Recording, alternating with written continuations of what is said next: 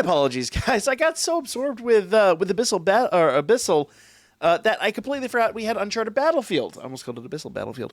But I dropped... Well, I recorded a video the other day on rooms 4, 5, and 6, but something happened to the footage, so let's redo this real quick. So, we're going to start with Battle 4, and actually I've done a big modification to this team. Initially, I ran this with 2 URs. Now, here's the deal, guys. We know we need to keep some units available for the final fight, but if I'm honest here, the win team is completely stacked. So, I know I want Bell. I probably want Otaro. May want Ryu, may want Haruhime. Asfi's even on the table. It gives me a lot of options. So if I use the 2 SSRs, I can actually go in here and just make do.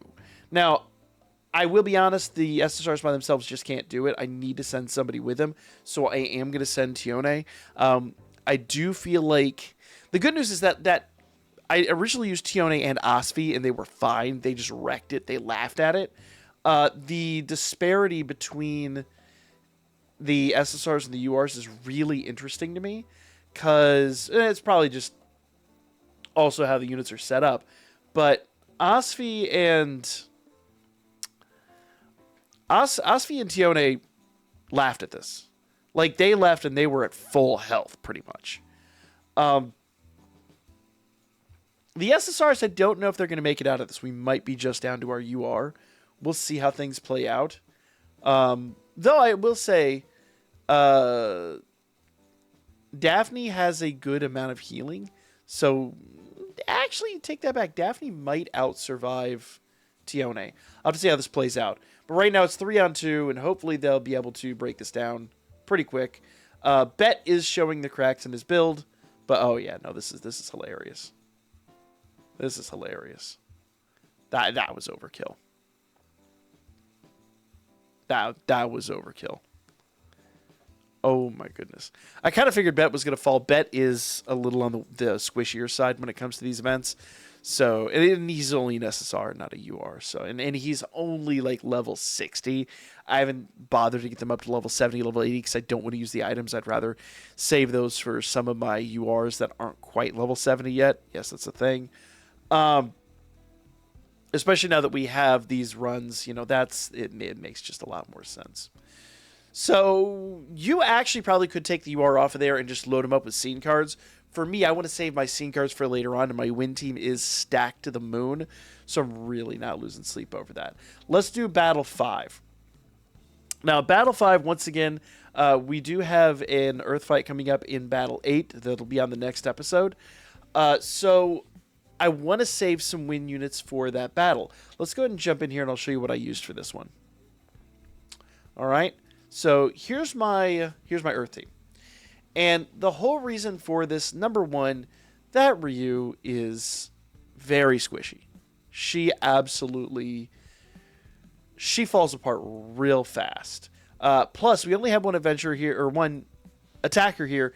Everyone else is speed, so they are going to need a little bit of work. So you'll see I put an SSR scene card on the 2 SSRs, and I even gave them equips. So just to let them do a little bit more damage in the dungeon.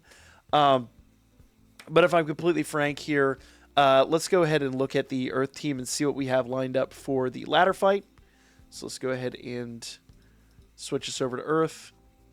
And that leaves Belle, Leafia, and Gareth for that final fight. And I think it's pretty obvious. Gareth being a defensive unit, Belle being as awesome as Belle is, that team makes sense. Leafia, I don't know how much she's actually going to do there, but we shall see. So, and, the one thing I haven't talked about is assists. So let's look at the assist side of that. So we'll sort this down to Earth assists. And that leaves Hestia, obviously going Belle. Winnie as just a general healer. We'll probably wind up putting her on honestly putting her on, I'm going to guess on Leafia. I got to figure that team out here in a little bit. Haven't quite gotten there yet. But, obviously, choices were made, and I kind of feel like these are the correct choices. Now, you will notice that these assists are a little bit lower level, and that is kind of by design. In fact, I have that level 7... Ooh, why do I have a level 7D Loki there? I should swap that out for Chigusa. Yeah, I want Loki for Leafia, so we're going to change that out real quick. Now, here's the deal, guys. This is a prime example of changing that moveset. Now, honestly, that Loki, and I don't know why I used Loki. Good thing I redid this, right? Loki would normally be locked down, so if I actually go out here and I go down here to Battle 8, well, I won't be able to do it. Let's just say Battle 7 for the sake of argument. Okay? And I go to prepare to attack. Notice that I can use Chigusa, but I cannot use Loki. Now, here's the deal. I can free up Loki by going up here to Battle 5. In fact, I meant to do this. This was completely on purpose. It was a tutorial. It's my story, and I'm sticking to it now. Now that we've got Chigusa on here, that will actually free up Loki for the latter fight. So let's go ahead and run this. And hopefully this one's not the same slobberknocker we had last time. As I've said before, you kind of want these early stages to be won by just a hair's breadth. You really don't want to completely trounce these early dungeons, because the more you do down here, the less you have for the later fight. So people get upset with me sometimes when I just severely under-equip these early teams, but the honest answer is the fewer things I use here, the more things I have available later on. And these fights are not that big of a deal, so I just rather that. Oh my goodness, guys. What? Well, Eyes and Gareth just tried to tank. There we go. So rude. The AI in this game, man. The AI in this game, y'all. All right. Also, Ryu's a ranged unit. I don't know why she has to get up in everyone's face, but whatever. So aside from our little faux pas there, yeah, take him out. So yeah, we trounced that soundly, and I probably could have used a lot. I probably didn't even need the scene cards on them, to be honest. I remember the first time I ran this, I did need the scene cards, so maybe sometimes there's just that much of a difference between just running it pure and running it with, you know, the meager equips that we ran it with. But I'm not going to lose sleep. I kind of already planned for that, so we're fine there.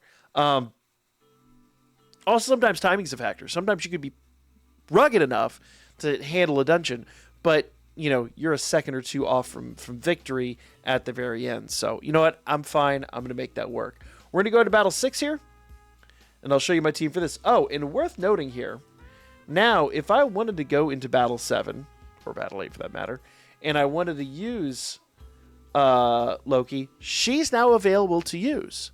So since I took her off the team and I re-ran that dungeon, I now have Loki at my disposal. So if, for the sake of argument, you have any units that you, for whatever reason, want to try to utilize again, go rerun the dungeon. Put somebody else on there. You know, there's no harm in that. You can absolutely reopen new units by doing this.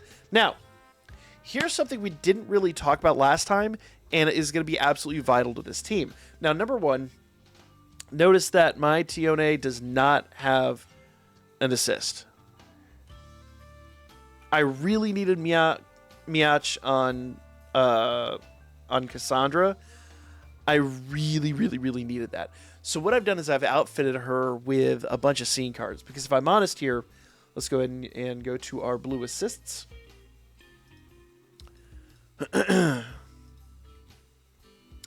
I need to leave those 3 assists. Those are good assists.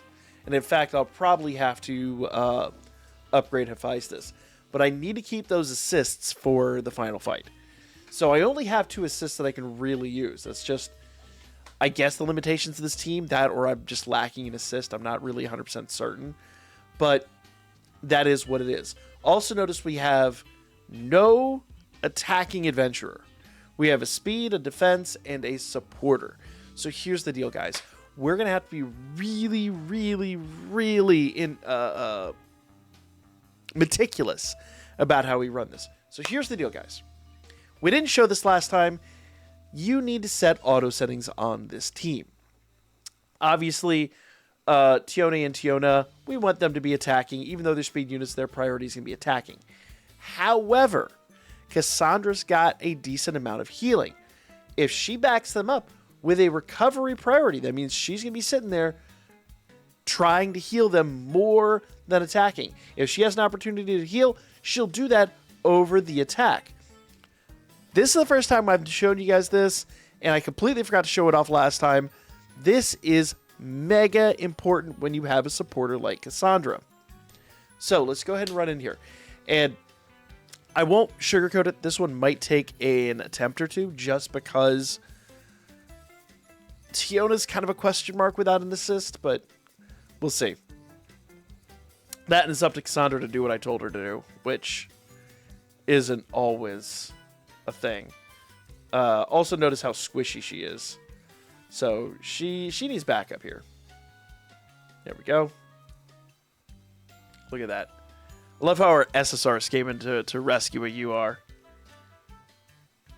Granted, she is a supporter, so it does make sense. Alright. So Cassandra's holding on to her SA at this point, and she's going to pop that when everyone needs health. So this is great. This is fantastic. This is exactly what we want, because I really feel like we're going to need that that support for the final fight more than anything else. So we got a minute 40 to go in here and beat this. Cassandra girl, you got to go help them. There you go. So she did pop her skill, and she's kind of doing her thing. All right. So, ooh, someone help her with the orc. Someone go help her with the orc. Oh, nope, she got it. She got it. Okay, so we got a minute left on this. I don't know if we're producing enough damage. Let's see. We really need them to triple team. Come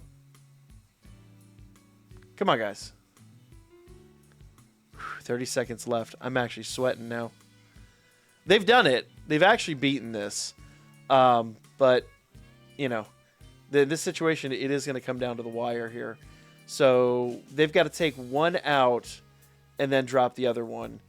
And, 7 seconds, guys. 7 seconds. Come on.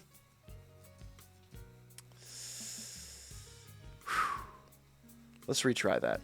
Once again, they've done it. I mean, you see that it's been cleared with this team. They've done it.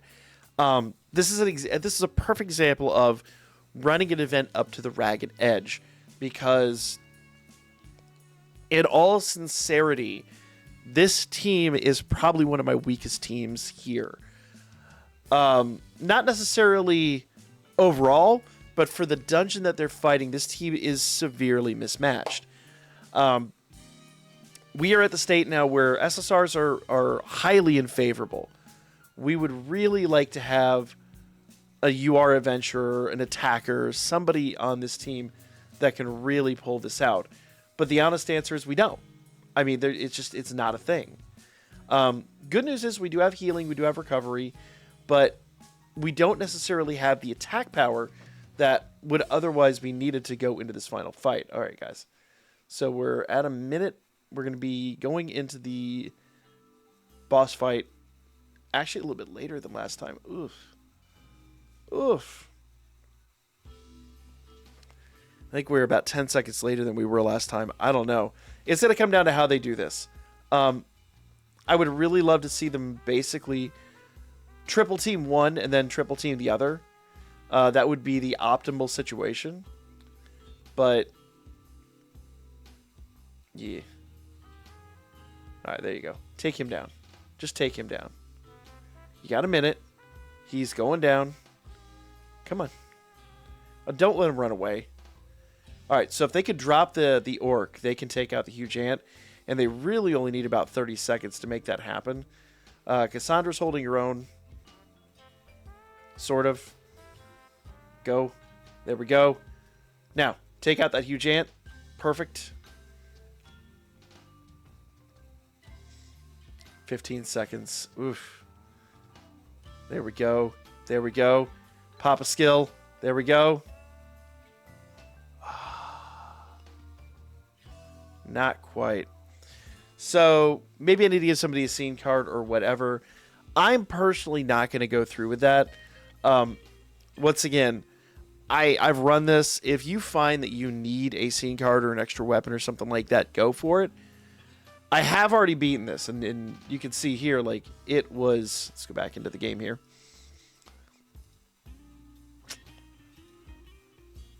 It was done, and it was done with that team.